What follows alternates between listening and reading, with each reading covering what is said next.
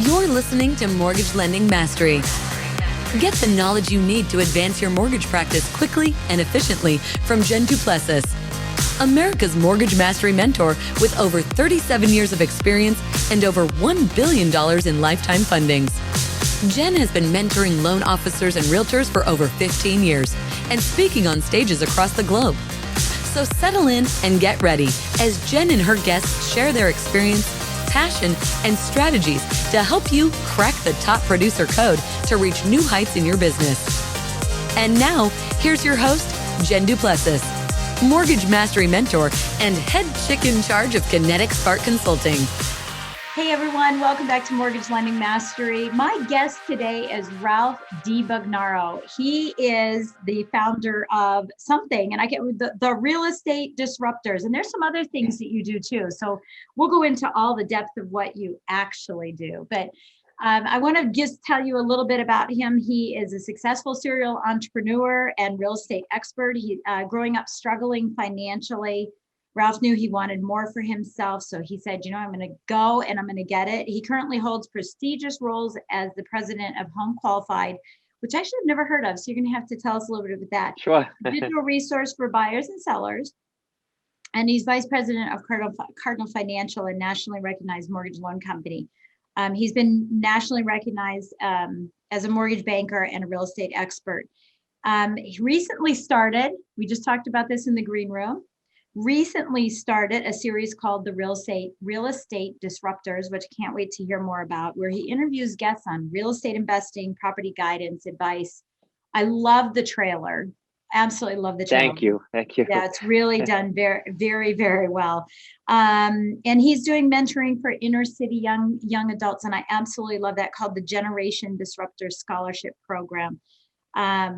And I know you do a lot with breakthroughs in generational things, and that's something that's just top of mind right now, right? Because we've got 5 generations working together, and I call it generational leadership.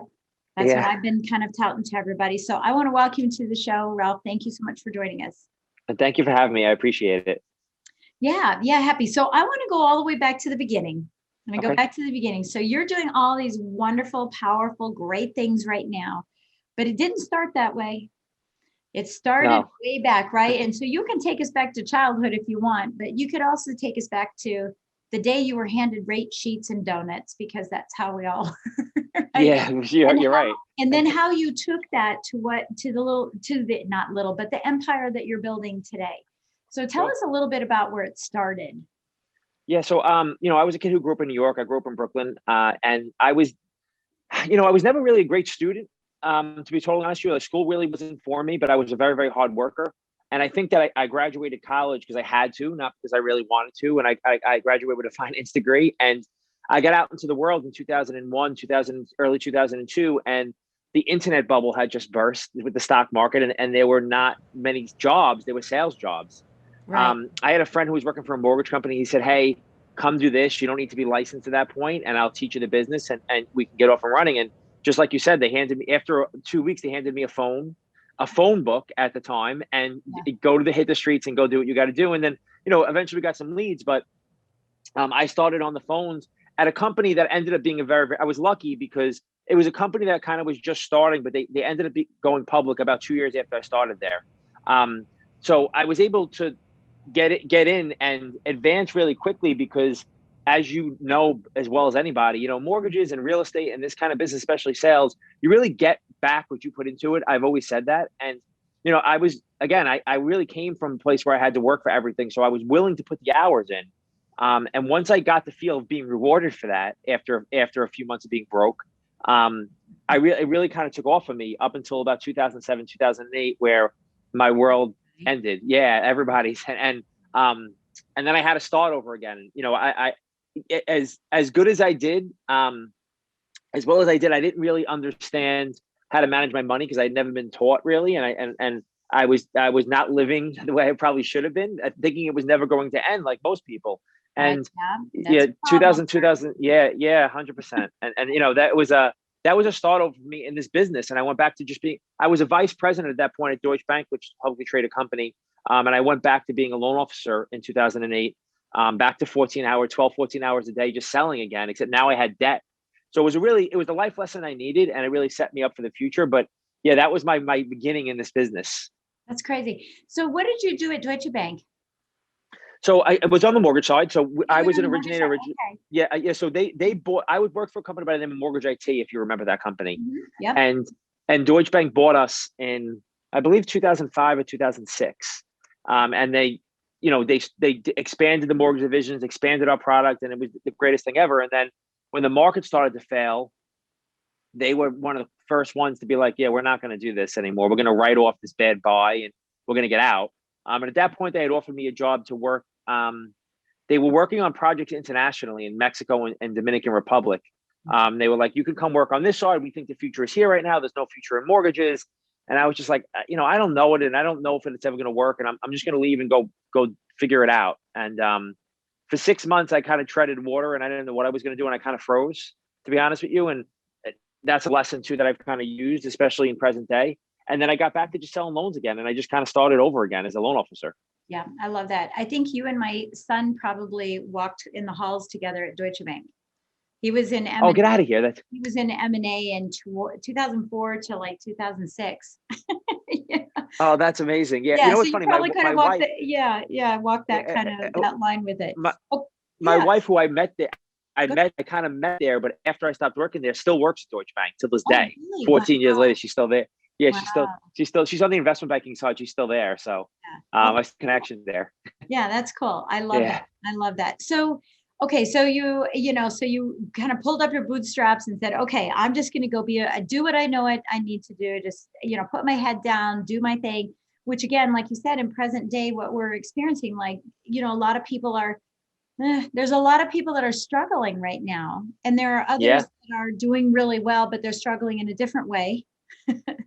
Right, because they're used to the momentum. They're not they didn't have everything put together in advance, right?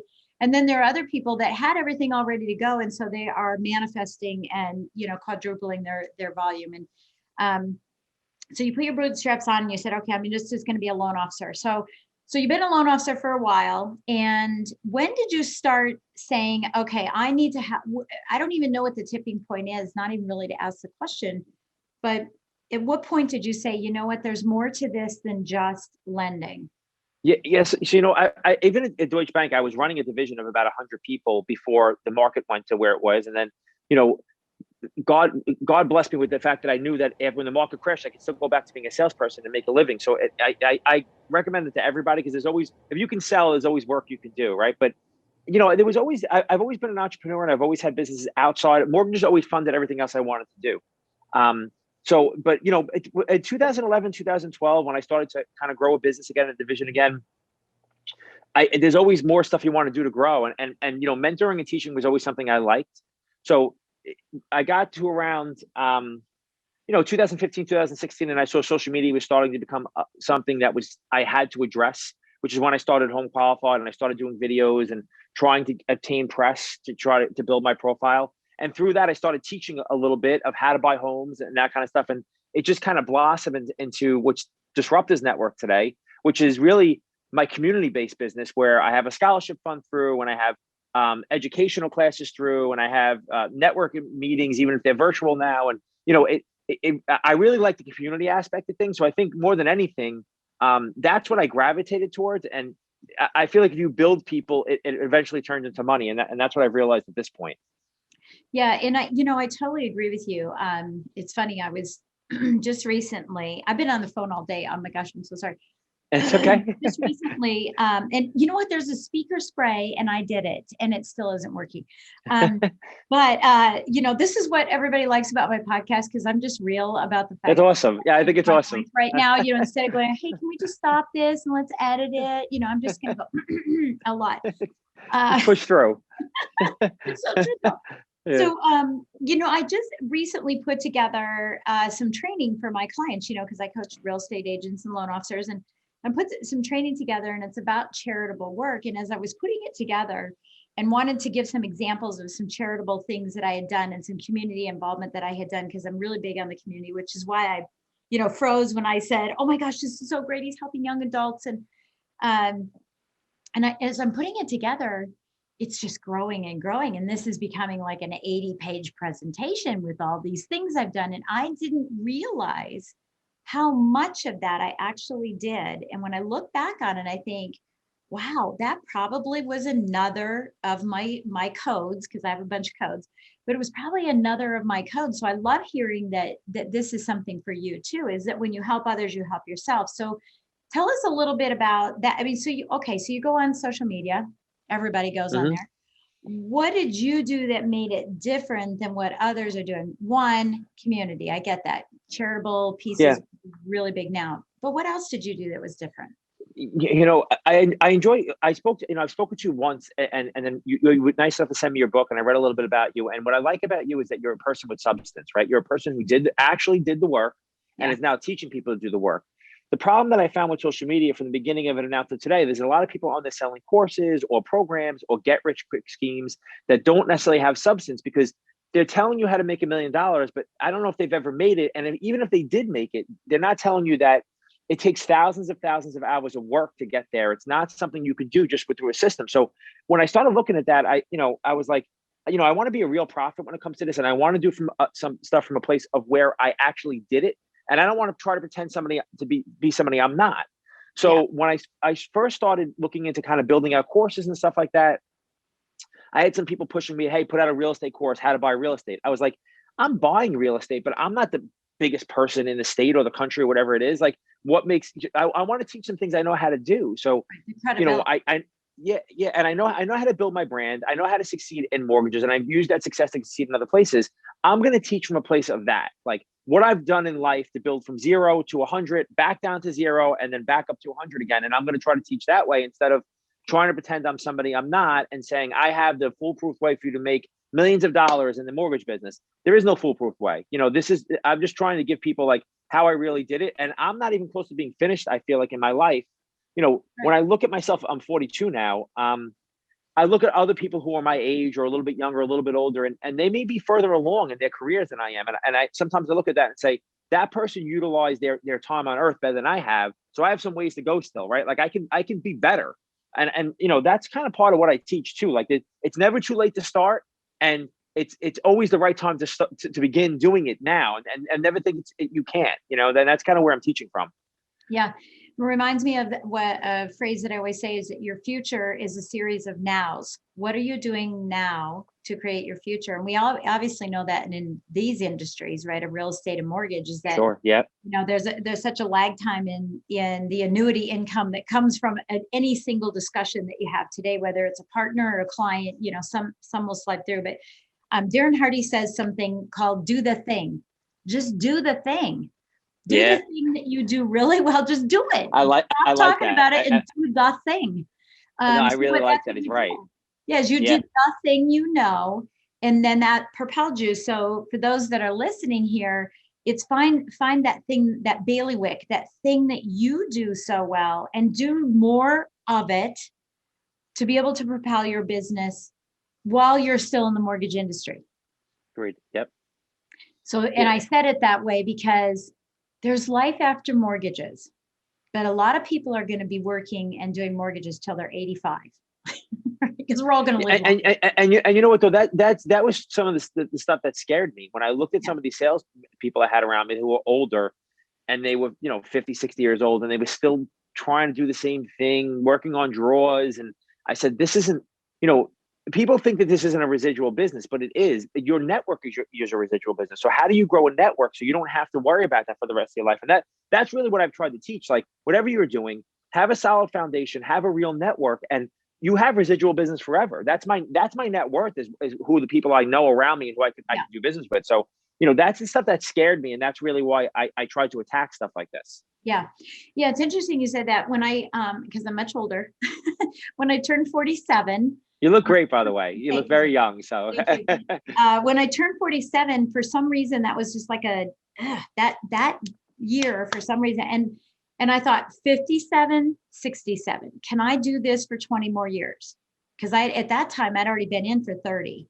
Yeah. And I thought, oh gosh, can I do this? And I felt like I was going to walk around shuffling my feet like some realtors. right? Some of the old realtors, the shuffle, we call it the realtor shuffle, or Yeah. or being an attorney who says that they've been an attorney for 45 years, and I thought, gosh, I can't do that. So I've got to start building a bridge to the other side, and using every single loan as the capital to do something else to grow my life, right? My whole life, my legacy. So tell Yeah. us about your legacy. And I didn't mean to share mine. I just have to kind of, No, it's great. weave that into the conversation Yeah. so you understand. So what are you starting to do now that's not beyond the network? Because you're right, your network is your net worth. Mhm. But what are you doing now to grow exponentially? Because that's the message I want to get out today on this particular episode, is that we make so much money in this industry compared to any other industry, any other widget, right? Yeah. Why aren't people doing something with that? No, legacy is a funny thing because I've talked about that a lot of other. And my kids are 5 and 7 now. And so my wife's Dominican, and I'll go back to this story. My wife's Dominican, so my kids are mixed race. And I grew up in New York City, which is a melting pot, and my neighbor was a melting pot. But I always go around with friends of all races and cultures, right? So I've always been that person who was very comfortable in a room, no matter who I was in it with, and that's just who I am. And that's my father was an educator, and so was my mother, and that's kind of how I grew up, right? When all this stuff so over the years, there's a lot of stuff that goes around me that bothers me, that people say or do, and just stereotyping and stuff like that. So when all the stuff started over the summer with George Floyd, which was kind of stuff coming to a head, right? Like it's all the stuff that came to a head. And I was in New York City, which was, the center of kind of these protests and stuff like that. And it was upsetting every single day. And I couldn't figure out what I could do to help. And I just didn't feel like protesting was my best way to help, right? Because I just feel like that's a way to make myself feel better, not a way to help anybody else get any better, right? So how do I help other people? And it wasn't enough for me just to be a good that way myself. I had to start speaking up because my kids are going to grow up and they're either going to be judged by the way they look or given stuff for the way they look for no reason, and I didn't want that either. So I said, how can I really help? Well, the way I think I can help is I can give other people access to what my network is and teach them how to make a career and make money and build the right foundation to have a better life. And I want to give access to people who don't necessarily have access. So Right. I created this scholarship and I called it Generation Disruptor. And it's something I had been working on for a couple of years, but I never knew what I was going to do with it. Right. And the first class I had was I found 4 people who I felt like had not been given opportunities either because of the place they came from, their background, their ethnicity, their color of skin. And I wanted to give an opportunity to get licensed as a mortgage loan officer or a real estate agent. And I wanted to teach them the right way. And so I created this scholarship. It was supposed to be a 3-month scholarship where I was going to pay them a salary for 3 months. We had probably 100 applicants. We chose 4 people for the first class because I was just kind of throwing it out there. I didn't know what I was going to do. So I didn't want to take too many people on because I felt like it wouldn't go well. So because it was really just flying by the seat of my pants. I didn't really have a plan. And it worked to an extent, and we made some mistakes and I learned. And, we had, I think three out of the 4 people now still work for my company and they're licensed. And it was, and that's what makes me the happiest of it. But it finished and I didn't feel fulfilled. I felt like, okay, great. This is the start of something. So what do I do next? So, I was like, I'm going to create a leadership academy because I don't want to teach people just to be licensed. I want to make them leaders in our community so they can affect change like I'm trying to affect change. Right? I put more people out that have the intentions that I have and teach them that this is the way to not only be successful in life, but be successful as a person, to kind of give back. So that's what we're about to launch now in hopefully May. I just bought a building where I'm going to house it in, and we're going to start a leadership academy. And I'm going to teach them the business, but a lot of what I'm going to teach personally is this is how you should structure your days, your lives, your lifestyles, and this is how these are the mistakes I've made, and this is how I've been successful at making those mistakes. So that's what I'm really working on now, and it's probably what I'm most excited about, even though it's a lot on top of everything you have to do on a daily basis. But I just feel like that's where my purpose lies at this point, and that's what I'm really going to work on. Yeah, I love that. So is that what makes you tick, helping other people at this point? I think so. I think that I'm a person that likes to have good energy around me more than anything, and I think to do that you have to cultivate some people, and sometimes you're going to have to push through dragging people along to be that energy. But I do. I think helping people succeed makes me tick more than anything, and it gives me. And I also like having young people around me because I want to run and I want competition to run. And I want to be challenged every single day that I show up at the office. I want to be the first one there. I want to be the last one to leave, and I want to outwork everybody. So I have to keep bringing in new people to kind of push the limits of that, because if I don't, then I feel like I'll slow down and I'll get into a routine, because, as you definitely know, you said we make a lot of money in this industry. At some point, it's not about the money. It doesn't become about the money anymore, because, we have a lifestyle and it's great. And how much money do you really need? Right. So like, what are you really getting up every single day to do? And for me, it's to compete and to grow and to keep going. So bringing people in like that really want it, to really want something in life and want to grow it is the best thing they can have around me. Yeah. Yeah. And I think too, I mean, that's what you make a really good point where, we get it's a sort of time, it's time to make the donuts, right? This is an old commercial, but for Dunkin' Donuts, like time to make the donuts. And we get up and, and I had come over that process too, in my story, which everybody's heard, but, where I came over that and said, there's got to be more to life than just doing loans and going out and talking to people and creating relationships. There has to be more.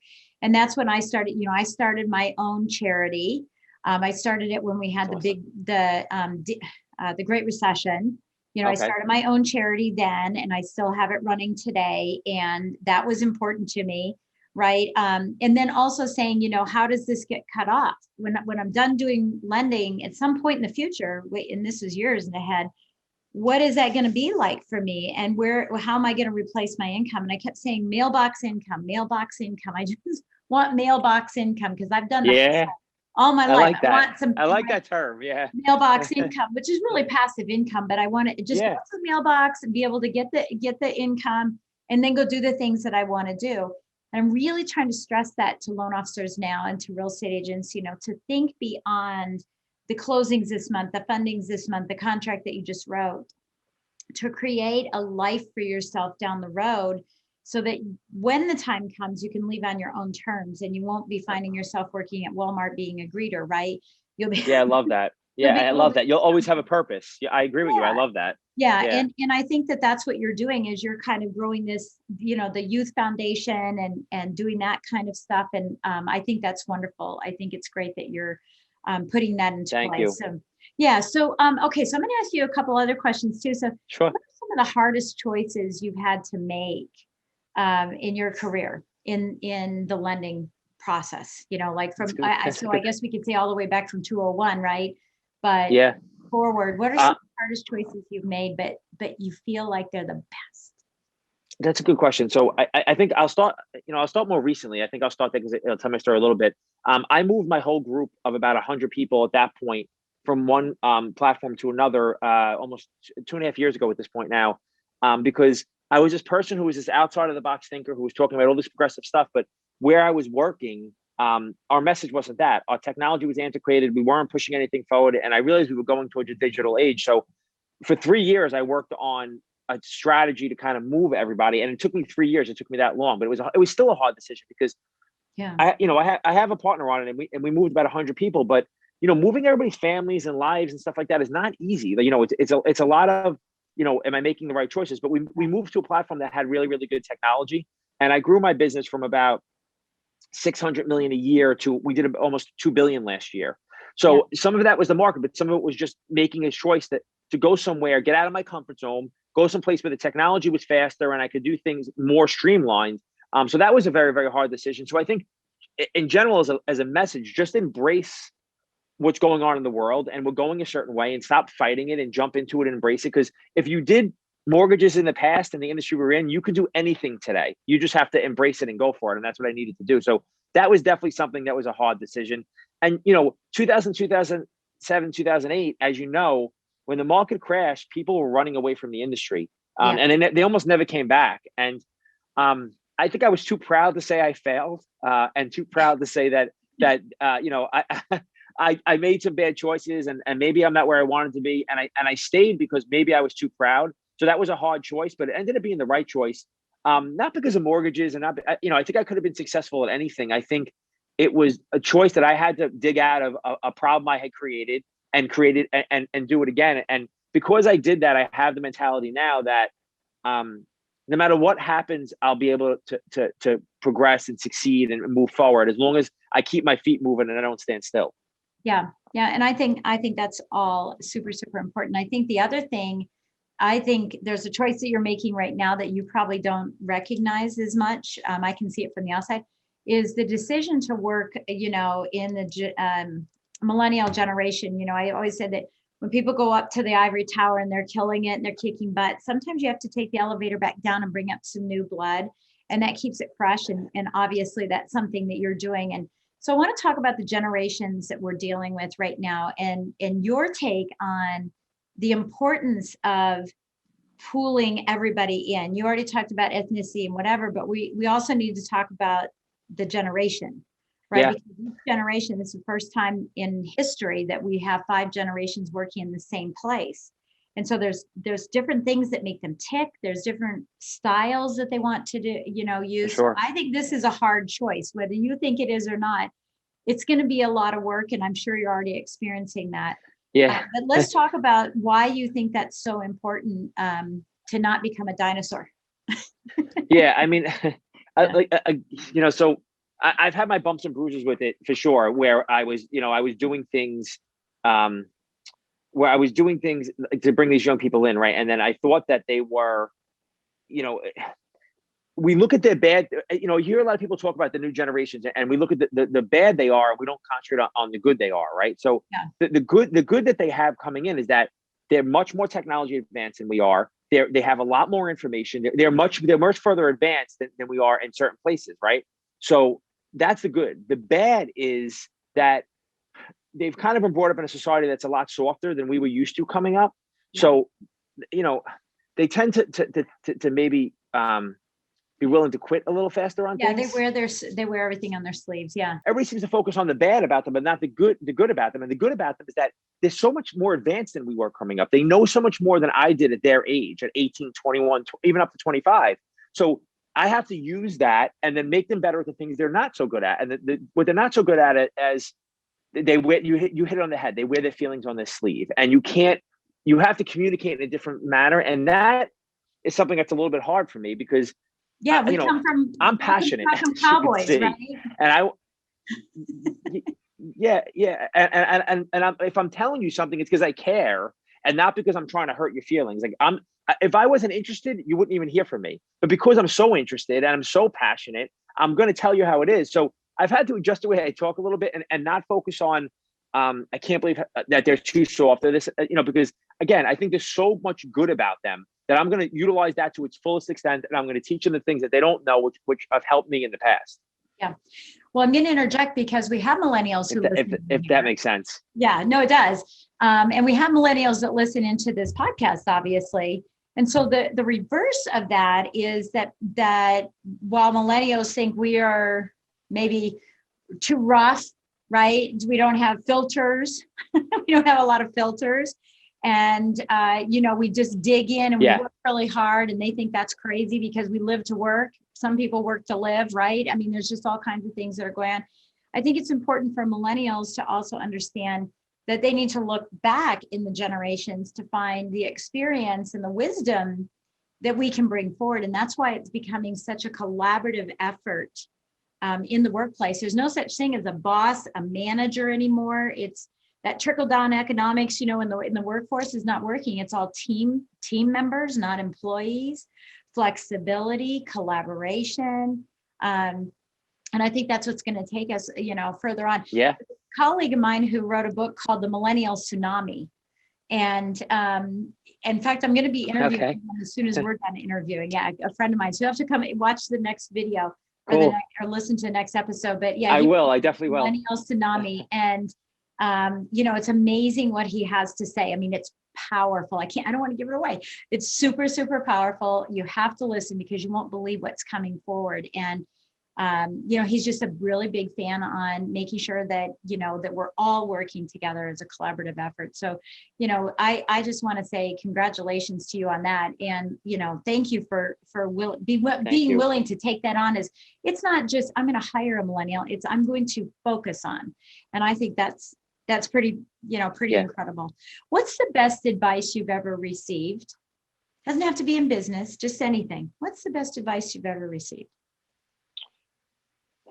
That's a really good question. So, I think that I'm a learner by seeing and doing, rather than telling me, right? Like I'm much more a functional learner that way. So what I didn't realize growing up is my father had all these habits, getting up early and going to work and all this kind of stuff that I didn't realize at the time. I didn't necessarily respect it the way I did when I was a kid, because, he worked 3 jobs and he wasn't there a lot because he was just trying to, and I think the best lesson I ever received is when I realized later on in life how much of that was in me, and I was utilizing it a different way, and without seeing him do it every single day. He got up at 4 o'clock in the morning every single day and ate his breakfast and went to work. He didn't brag about it. He didn't post on social media about it. He just kind of did it, and he never said he was tired.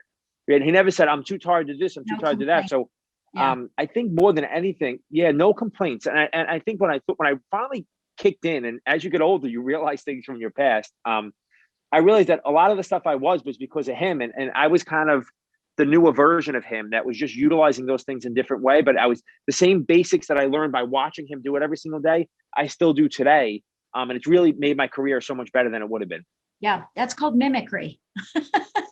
It is. It's the mimicry. There you go. Duplicate. And I think as leaders, speaking about your leadership, and what you're going into right now, and even now as leaders, we're leaders of relationships, we're leaders in our household. People are watching. You're a leader no matter what you're doing. People are watching in this crazy little box that we're in, to determine what leadership is all about. And leading by example is mimicry, and we can't tell people, hey, you have to go do this. I'm not doing it, but you don't have to, right? Or you have to go do it, right? Yeah, you're right. Yeah, you're right. Yeah, and I think that one or the other, yes. Still there. That's still there. We have to lead by example, which means if you are a life learner and you're learning from other people, that mimicry will make the success of your industry, of what you're doing in your company so much more powerful, because they're mimicking you. So they're going to want to learn from you too. And I think that's just really powerful. And it's a message that we need to level up and climb to new altitudes as lenders and real estate agents, to be experts at what we do and professional at what we do. And this is I really believe it's a craft. I really believe our business is a craft, and I respect craftsmen in any business. And I think that this is a craft, and it's still a craft, no matter how digital it gets. And to be good at your craft, you have to practice all the time. You have to work all the time. And Kobe Bryant, who is somebody I still resonates with me every single day, and I still think about every single day, is somebody who took if you look at his athletic ability compared to Michael Jordan and LeBron James, he wasn't as good as an athlete as those guys was. Right. But he took 2,000 shots a day to make sure he worked at it, and he just he mastered his craft to the fullest. He squeezed every single little bit of his ability out that he could. Like, he was the maximum person he could be every single day.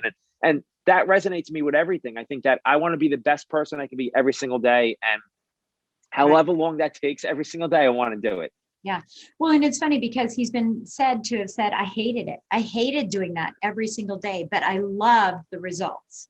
And that's not sexy to have to work. But I think a lot of people just sort of meander through through their businesses and their lives. And then they wish they had what other people had. And it takes work. It takes work, and doesn't have to be hours. I agree. Time. Work doesn't equal time necessarily. It means working smart, and you already know all that. But okay, so let's talk about Home Qualified. What is that? A digital resource for buyers and sellers? Yeah, so Home Qualified was something I started back in 2015, I believe, where I started doing just buyer videos, like tips, how to buy, how to have better credit, how to do home improvements quickly. And then what it's turned into is more than that. Now it's my media company, where my media company, who's the company now who produced my television show that's streaming on YouTube and Amazon and Roku, and it's called Disruptors Network, and they produced that. But it's kind of become an all-encompassing real estate company that's used to either educate or help build brands.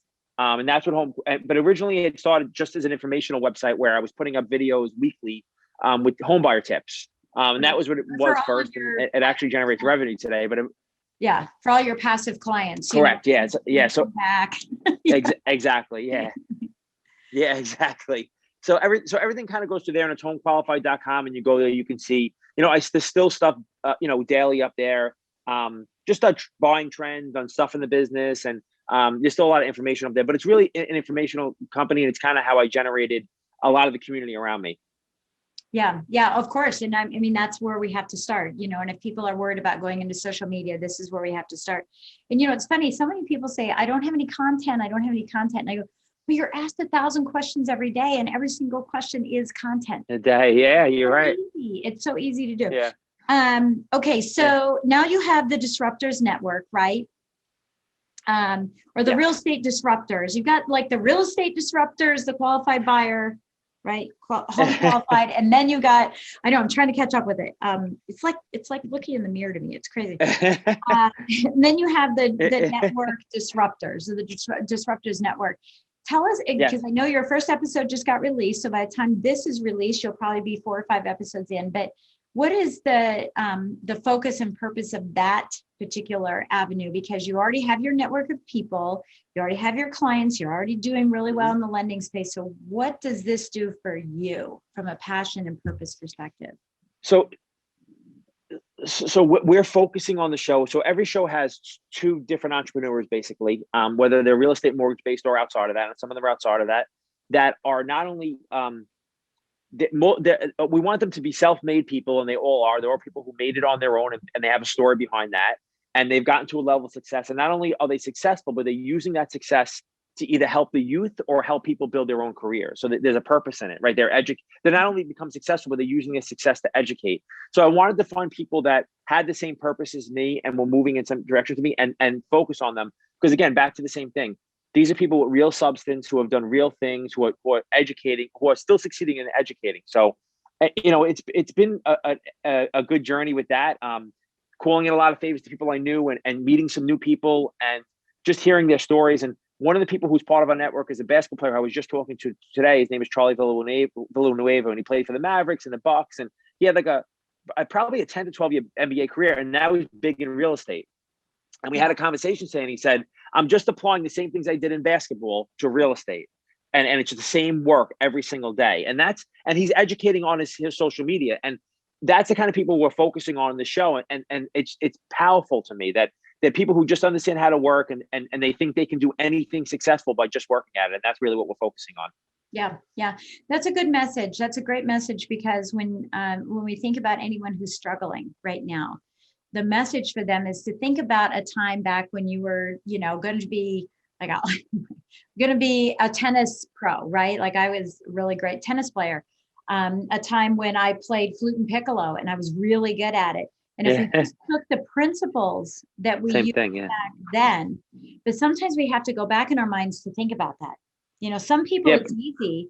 Others have to be reminded, oh yeah, I was a track star. I was a football player. I was great in grades. And here's how I did it.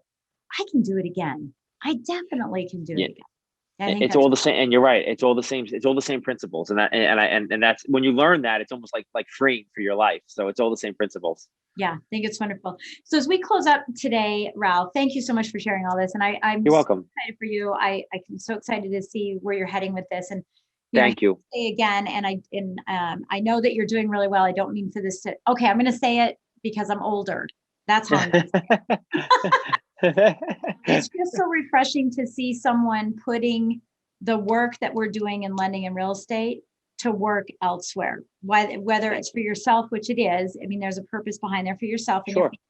And then doing something for other people instead of just having the blinders on and doing mortgages. And if I could just get that point across to everybody, my world would be so wonderful, because that's what I'm trying to do, right? So as we close up today, what one quote, one piece of advice would you like to give to someone who's listening, that when we're done, they hang up the phone and they start doing something? Yeah, I mean, more than anything, just that. If I was started over today, just with the knowledge and no money and no anything, I really truly could believe it again. Like, it's never too late to become the best person you can be. It's never too late to get in shape. It's never too late to become successful. It's never too late to educate yourself. I don't care how old you are. The successes of people who, after every single age, and never look at what the person's doing next to you, because we're really our only competition. It's just getting out of our own way. And like, it's just never too late to start to be successful. And I think whoever's listening, today's the day, right? Today's the day to start. And a year from now, that person who's starting today could be ahead of where I am in my life now, just by starting. So, and I think that's the most important thing.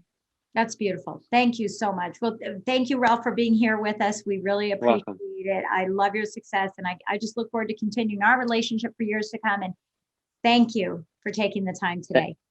Thanks for having me. I appreciate it. Thanks so much. Yeah, of course. Of course. So everybody, again, please leave us a great 5-star rating, and don't forget to write us a review. We want more and more reviews because we want to hear what you're liking and what you're not liking. I don't really want you to say that, but that's okay. We want to hear what you want to hear. What do you want more of, and what are you absolutely enjoying? And please just take the time to do it. All you have to do is scroll down on your phone to the very bottom and just click the 5-star, and then just write 1 or 2 little sentences and you'll be done. So thank you so much for taking time out of your busy day today to listen to us, and we will catch you next time on our next episode. Take care. Hi there, it's Jen Duplessis. How are you? Okay, so I know I've mentioned this several times on the podcast, but I want to make sure that we got it again. We are offering the opportunity to do live coaching with me in a panel setting as part of the podcast. So if you are interested, or you have a challenge, you have a struggle that you want to grow your team, but you're just not sure how to do it, or you just have some basic questions about your business, I would love to have the opportunity to coach you as part of one of our episodes of Mortgage Lending Mastery.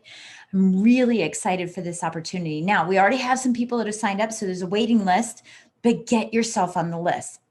Get yourself on the list to have that opportunity to be a market influencer. And listen, I've mentioned this several times before.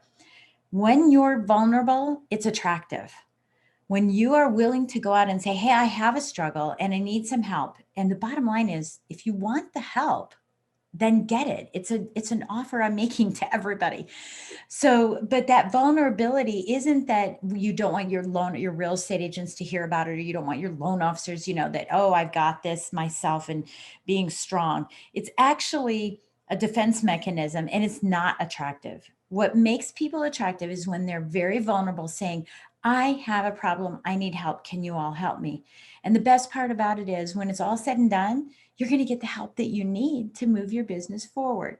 So I'm going to encourage you again to send an email to support@kineticsparkconsulting.com. And we'll have that link down here in the show notes as well. Send an email to support@kineticsparkconsulting.com, and we'll get you on that waiting list and get you into a panel of no more than 3 people. I probably won't do 2 people, but I need 3, but not 4. And we'll use that time in a podcast to answer your questions and get some on-the-spot coaching. So I look forward to having that opportunity to help you out. And if you feel it's relevant for you, then get yourself on this. We're going to be doing it all year long. So I'm really excited about this opportunity, and hope that you want to take advantage of it as well. So I'll talk to you soon. Thanks for listening to Mortgage Lending Mastery. Be sure to subscribe to hear more sales tips, ideas, strategies, and tactics to help you with your personal and professional growth to multiply your results in record time. And if you like what we're doing, don't forget to give us a rating and review so we can continue to bring you the best content possible. Wanting more beyond the podcast?